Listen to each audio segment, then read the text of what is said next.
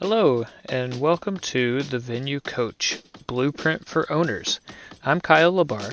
This podcast is all about helping you fill your wedding venue with more bookings, earn more from each one, and keep your customers happy for a long time.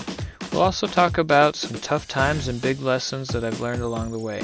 Let's dive in together and make your venue the best spot for weddings. Hey everybody, welcome to another episode of the Venue Coach. In today's episode, I wanted to talk about tracking and data. And I have mentioned this a bit before. In a lot of episodes, I talk about just data in general and facts and figures and things that we know from our venues and the industry and our area and everything like that. But really, what it comes down to is I want to know as much information as I can in order to make informed decisions. And these can be decisions around most anything in your business, and it gives you a focus on where to put your attention so that you can unlock bottlenecks and unkink the hose, fix certain areas, low hanging fruit, things like that. And it is such a powerful, I can't say tool, but a powerful use of tools in order to give you clear insight on the things that you should be focused on the most. I was listening to an episode of The Game by Alex Hormozy, and he mentioned that if your if your business isn't growing and it's not growing by as much as you would like it to grow by, then the things that you are working on are not the right things. And so, how do you figure out what the right things are if you don't track any of that information? The thing that I like to look at is my baselines. How many tours do I have coming in? I don't start at leads because that can be a bit deceptive. In my conversations with other venue owners, many of them have accounts with Wedding Wire and The Knot and things like that. And a lot of those leads have been reported to me as not very viable. So they say, oh, we're getting tons of leads, but none of them are converting into tours, which are then converting into bookings. So without that piece of it, if I just take out the leads and assume and let me back up. Is there a metric for leads that can give you a good indication of how many tours that you're going to get? Absolutely. Absolutely. And should I be tracking the amount of leads that are coming in every month? Yes, I should, because the more information that we have, and this goes back to my point, and so it's more of like a what's the word? A kick in the pants for me to track the amount of leads that are coming in, so I can just have more data. Having more data doesn't hurt. It doesn't hurt. Interpreting the data in the right way is very helpful. If you interpret it wrong, then that can be hurtful, but having the raw data at your disposal never hurts. So the the pieces that I look for, and I'm going to add to the things that I look for is the amount of leads that are coming in every month. But currently, we look at how many tours we're getting, how many tours are showing, how many of those lead to bookings. Those are the big ones that we care about. And then we also keep track of how much we're spending on our marketing efforts. And that can be your SEO, your paid advertising. If you have a marketing firm working for you, then how much you're paying them. It can also be any promotional things that you do. If you're doing an open house and you're spending money for that, if you're giving gifts in during the tour, or if you're giving gifts after they book, if you're sending flowers, if you're giving, gift cards, it doesn't matter what it is. All of those things are promotional expenses. Those are marketing expenses. Those are the costs to acquire a customer. And so I really, really care about that because it tells me how many dollars I get out of how many dollars I spend. So Those are key metrics and performance indicators that I look for in order to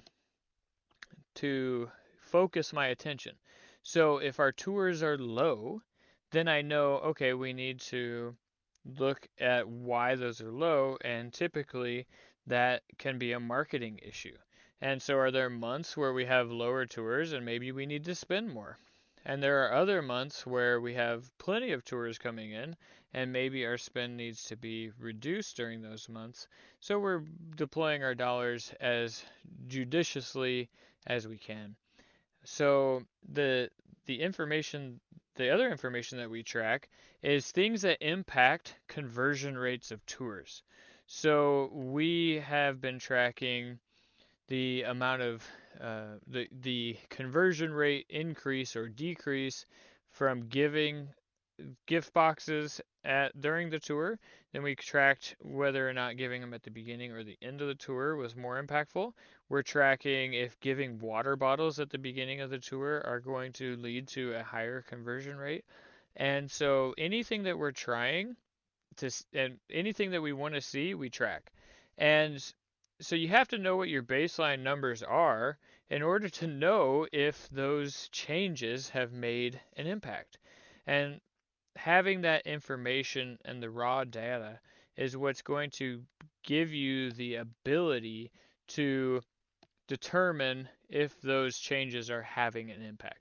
So one of the this is I don't talk a lot about this on the show, but I am a navigator in the Air Force on cargo planes, and one of my jobs is to make sure that the plane gets to where it's supposed to be and when it's supposed to be there, particularly when we're doing airdrops. And we can drop people, beans, bullets, any equipment that'll fit, anything like that. We can drop that stuff.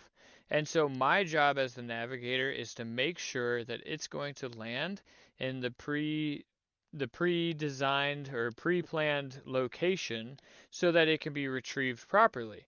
And in order to do that, I have to know where I'm going, the speed in which I'm going there, if we're headed in the right direction, if we're on track, if we're on time, if we're doing all those things, so that way I can make a proper judgment call. And then when we're doing just regular navigation, say if I'm crossing the Atlantic Ocean, then I have to know where I'm at to determine where I'm going to be if nothing changes. And then I say, okay, if nothing changes, I'm going to be here. So if I make this change, I can get to where I'm trying to be. And then I can update myself along the way and make sure that I'm still on track. And so in navigation, there's a rule. It's called the 60 to 1 rule, 60 to 1. And that rule is that for every 1 degree of change that you make, over 60 miles, you will be a mile different than if you didn't make that change. So if you're off course by 1 degree, in 60 miles, you will be off course by 1 mile. And then every 60 miles, it's another mile. And every degree is another mile. So if you're off course by 2 degrees in 60 miles, you're off course by 2 miles.